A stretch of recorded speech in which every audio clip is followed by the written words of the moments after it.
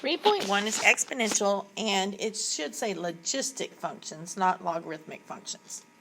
All right, so the definition, it says let a and b be real number constants. An exponential function in x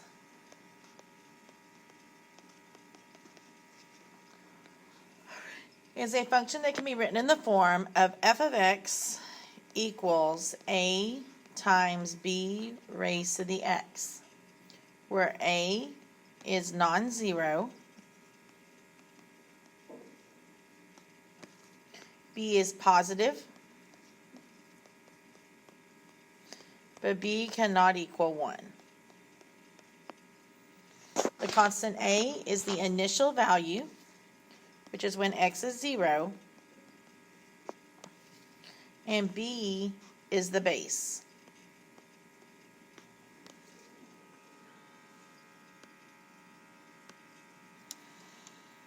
All right, so identifying exponential functions. You want to see, does it fit into that form of f of x equals a times b raised to the x? And so if you look at the first one here, remember we're looking for this form. Okay, if it's an exponential function, x will be in the exponent. Exponential function, x is in the exponent. Okay, the variable's in the exponent. So look at the first one here. Sometimes it's easier to start with the base. So to ask us what is our base? Well, our base is a 2, because the 2 is what's being raised to the x. The initial value is a number that exponential piece is being multiplied by. And so remember, this is the same thing as saying 1 times 2 to the x. There's nothing written in front, so that means our initial value is going to be a 1. And is this an exponential function? Yes. It's in the form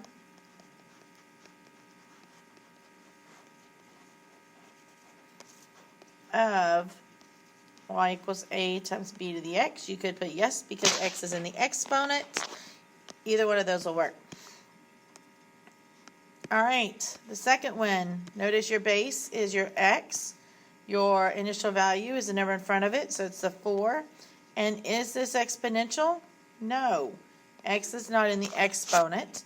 And you might recognize what type of a function this actually is, since it's not an exponential function. Remember, with negative exponents, we send them to the bottom, and now we have a fraction. Let's still have that 4 to put on top, so it's same as 4 over x cubed. And since x is in the denominator, that means that this is a rational function.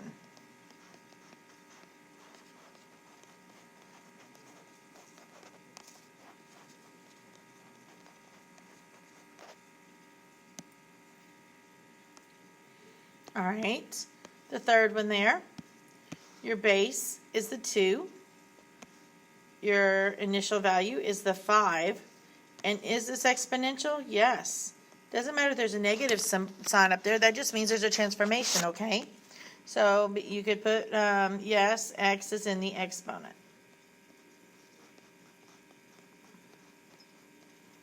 You could have put the same thing we put in the first one, that it's in the form of y equals a times b to the x. They're both correct. All right, and so for that last one there, my base is 4. My initial value would be 3. And is this an exponential function? No. There is no x, okay? E is a number, and we're going to talk about that a little bit later here, but e is like pi. It's just an irrational number. So these are all constants, so this is actually a constant function.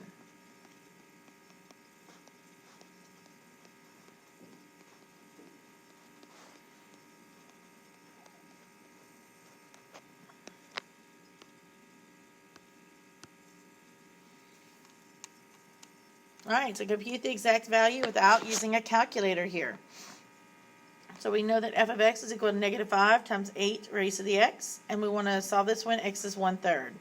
So we're finding f of 1/3.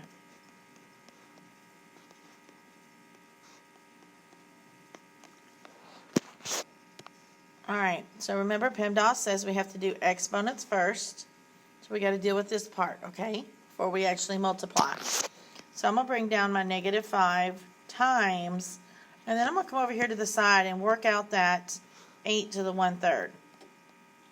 Well, there's a rule that we've talked about before that says if you have a base and it's raised to a fractional exponent, that fractional exponent is really like a small exponent over a root. And therefore, we can write that as the root of our base raised to that exponent. Okay, and it doesn't matter if that exponent's inside the radical or on the outside there. So if I have 8 raised to the 1 over 3, that means my root is 3, because that's the bottom number. My base is 8, because that's the big number, and my little exponent's going to be a 1. And so we can work that out. We say the cube root of 8, well, if nothing else, remember you can do 8, do your factor tree, and you're looking for 3 of a kind because it's cube root. So the cube root of 8 is 2, and then you still have your to the first, and 2 to the first is just 2. So we know that 8 raised to the 1/3 is just equal to 2. And so I'm going to plug that in there, and then simplify that. Negative 5 times 2 is negative 10.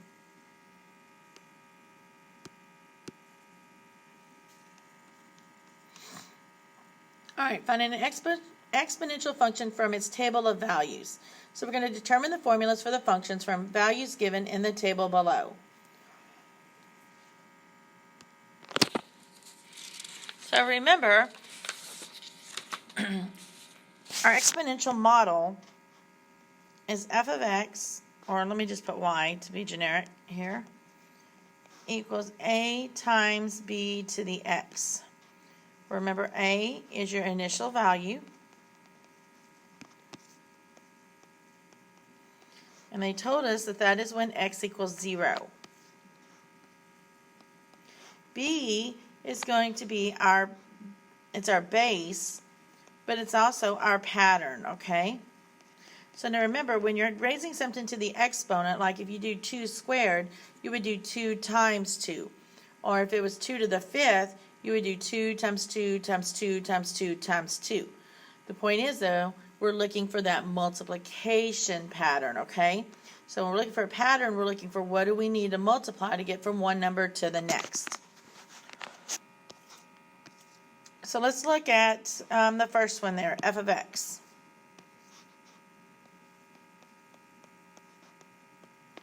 All right, so our a, remember a is when x is 0. So I'm going to go find where x is 0. And so 3 right there is our a value. Now b, that's our multiplicative pattern. It's hard with fractions. So if you have some that aren't fractions, start with those, okay?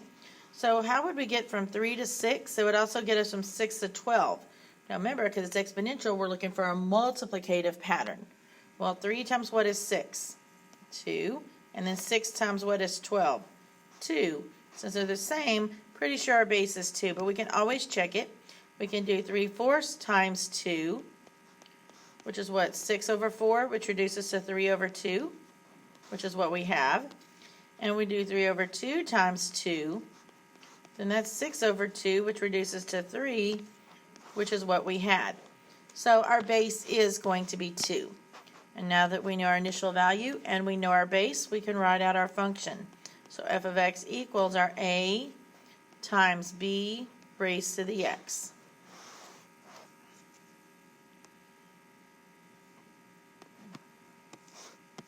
All right, let's look at g of x. I'm going to go and erase what I wrote over here on my table so it's not so messy looking. All right, so a, remember it's that initial value. It's when x is 0. So when we do that, we can see it is 5. Remember, we're looking at g of x, the third column. And b, well, how do we get from 20 to 10? We would divide by 2. And from 10 to 5, we would divide by 2. So let's see if that still works. Well, better yet, remember though that we're looking for the multiplicative pattern, not the division one, okay? So dividing by 2 is the same as what? Multiplying by 1/2. And so 20 times 1/2 is 10. times 1/2 is 5. I'll multiply that times 1/2. I'll get 5 over 2, which is our next one. I'll multiply that times 1/2. I get 5 over 4, which is the next one. So our base is 1/2. So we're ready to write our equation. So g of x equals our a times our b raised to the x. And because our b was a fraction, I did put it in parentheses. Nothing says I have to. I think it's easier to read that way. All right, moving on. Says for any exponential function, f of x equals a times b to the x, and any real number x, then f of x plus 1 is equal to b times f of x. So my next term is just equal to my base times my previous term, is what that's saying.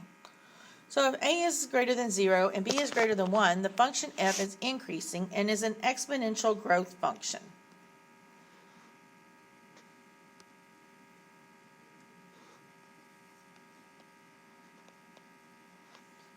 The base b is its growth pattern. Growth factor. An example of this is one we just saw up above, that f of x equals 3 times 2 to the x. Our base here is greater than 1, so therefore it's going to show growth. Now what does it look like? Well, an exponential function is going to have a horizontal asymptote, and for our parent functions it's always at y equals 0. The only way it'll change from being at y equals 0 is if we have some type of a vertical shift, which we're going to talk about in the next section. All right. Let me go ahead and graph what it's going to look like. So we're going to have our horizontal asymptote here. And this is growth, so it's going to start here and it's going to go up. And then on this particular one, we know this ordered pair right here, that's that initial value. Well, we know it's when x is 0, and then our y is going to be our a value, which was 3. Now looking at this graph here, notice it keeps going to the left and it keeps going to the right. There's no holes, no gaps, anything like that in between. So therefore our domain is going to be negative infinity to infinity. Guys, all exponential functions have the domain of negative infinity to infinity. And its range for this one, now it starts up at positive infinity and it comes down and gets super duper close to 0 even though it never crosses it. But remember, we always put them in numerical order, so the smaller one is 0 up to infinity. And we're going to use a parenthesis at the 0 because it's never going to touch it.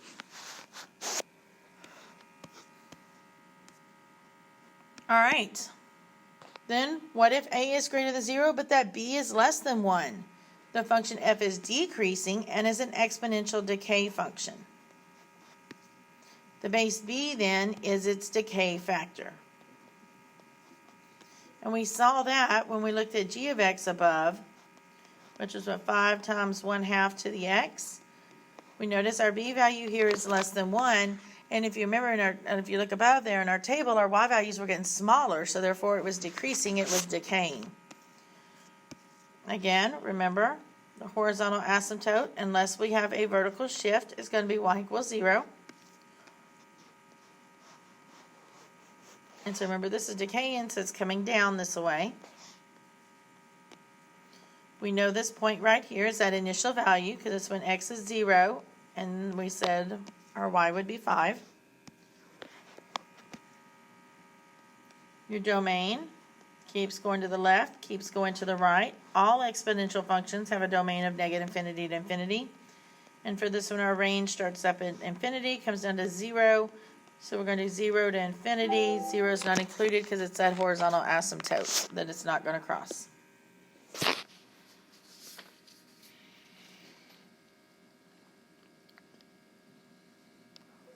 All right, so let's talk about transformations. And so I'm going to jump to a blank page here for just a minute. And so remember, we talked about transformations before. We looked at like a quadratic one. We said that y was equal to a times bx minus h squared plus k. And I told you back then that a, b, h, and k will always do the same thing no matter which type of function we're looking at. So we looked at it with quadratics. I think we did some with absolute value. We did some with several different ones. I think we had some cubics going on there, but we can also do that with our exponentials, okay? So our exponential function is going to be y equals a times, and they use the letter b, but b for us is a transformation, so I'm going to write out the word base, raised to the bx minus h, and then plus k. Our a, b, h, and k do the same exact thing they did before. And I'm going to go over that real quick here. Alright, so A is not in parentheses, so it's vertical. It's going to affect our y's. It's being multiplied, so it means it's a stretch or a compression. Somebody got to use the word shrink for compression. It's the same thing. That's fine. So if A is greater than 1, it's a stretch. And if A is between 0 and 1, it's a compression. Remember, if we have a negative A, that means that it's a reflection across the x-axis.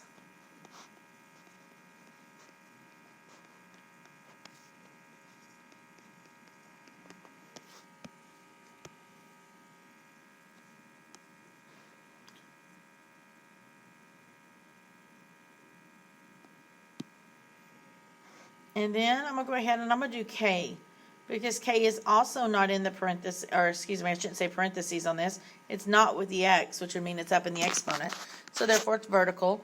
It's being added or subtracted, so it's going to be a shift. Vertical shifts will go up or down. Remember, vertical stuff does what it's supposed to, so if it's a positive K, it'll go up. Negative K will go down.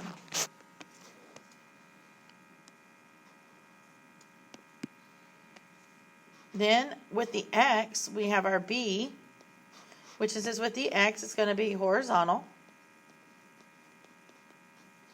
It's being multiplied, so it's going to be a stretch or compression.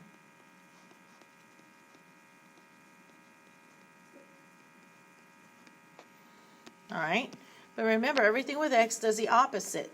So if b is greater than 1, it's a compression, and if b is between 0 and 1, it is a stretch. If we have a negative b, that's going to be a reflection across the y-axis.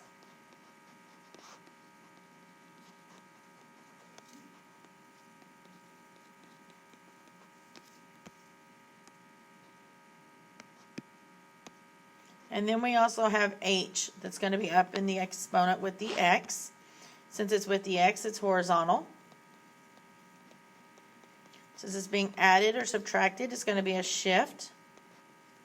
And horizontal shifts go left or right. Remember, because it's with x, it does the opposite. So if it's a minus h, it's going to go to the right. And if it's a plus h, it will go to the left. They all work the same no matter what type of function we're looking at.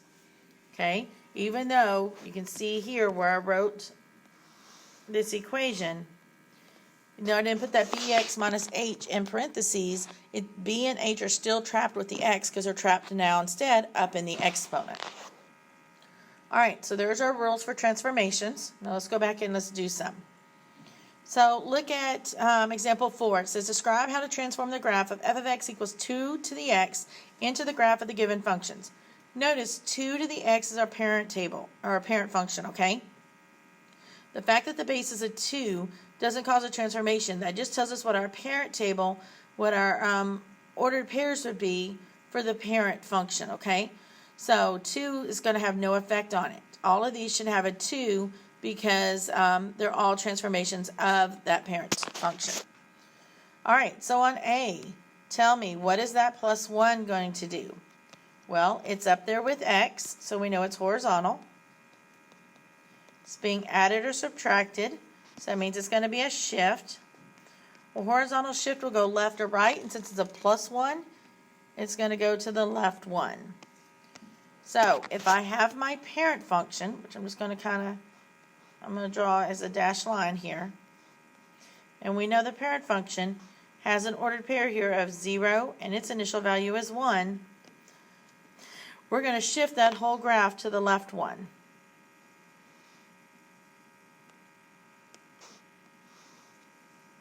Okay, and so this point here just went to the left one, and it gives us our new function our new point of negative 1, 1.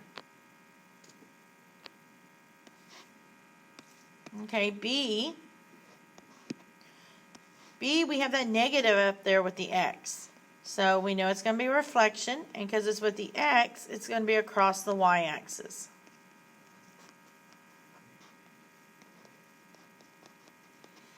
All right, so for my parent function, same one we just drew for the parent function before, it's still 2 to the x. Still has that ordered pair 0, 1 there.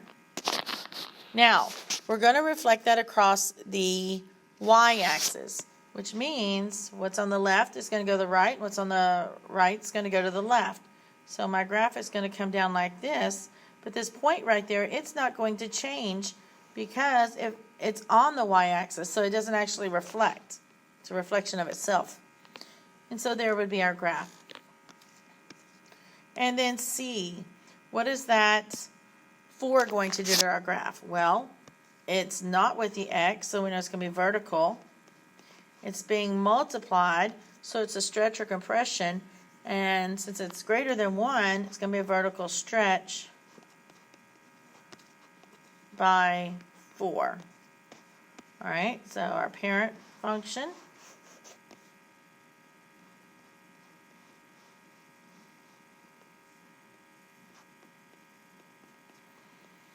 now think about this. If I vertically stretch it, I'm going to take it from the top and the bottom and I'm going to pull it, which is going to make it increase quicker, okay? So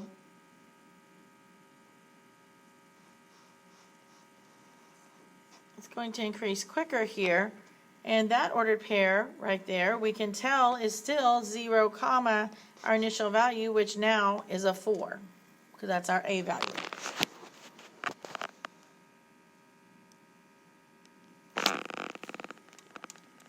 All right, the natural base E. The most famous irrational number is E, and it is the sum of this series. Now, this is just FYI for right now, okay? So don't freak out on it. But it's if we took 1 plus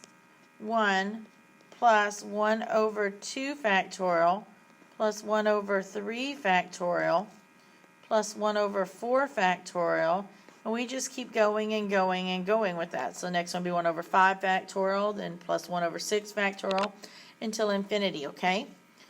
And so another way we can write that as a summation is the sum as k is going to go from 0 all the way to infinity of the function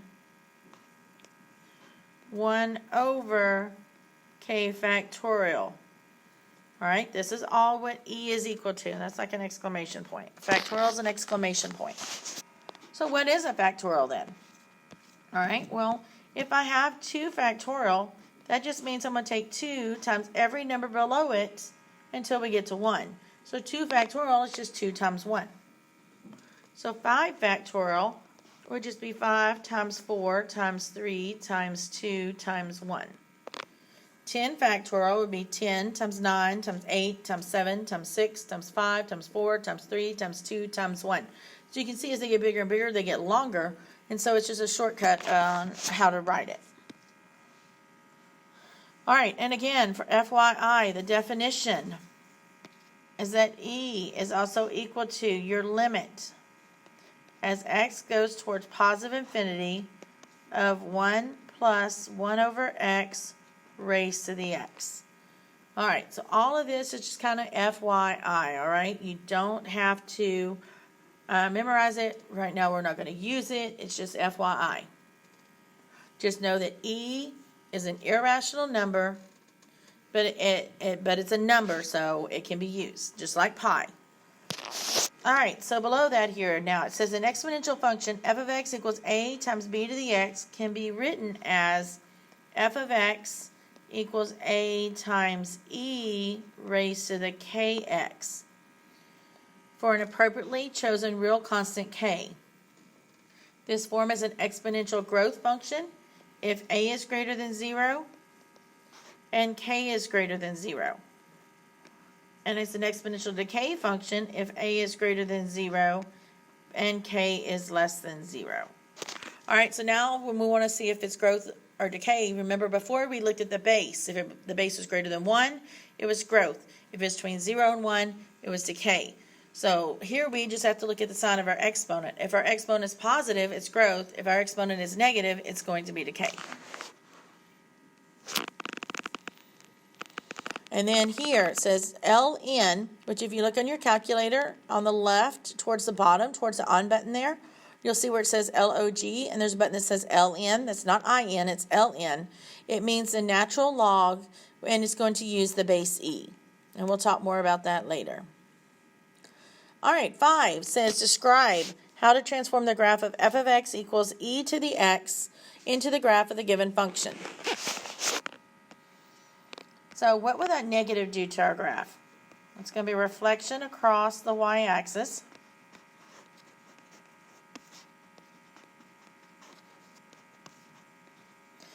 And that 2, well, it's up with the x, so it's horizontal.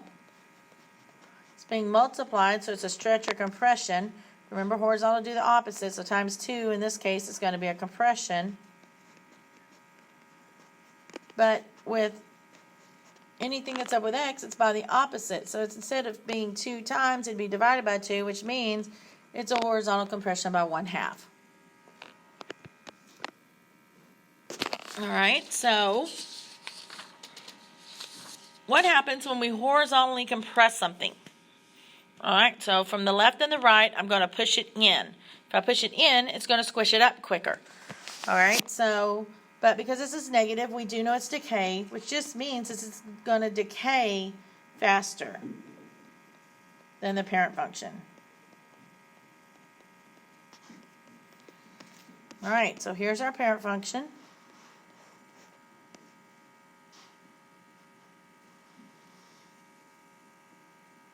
I'm going to make that dash, sorry. Here's our parent function, that e to the x. But now we reflected it, and we squished it in a little, which means it's going to go down quicker. Still going to go through that same point there. And then level off.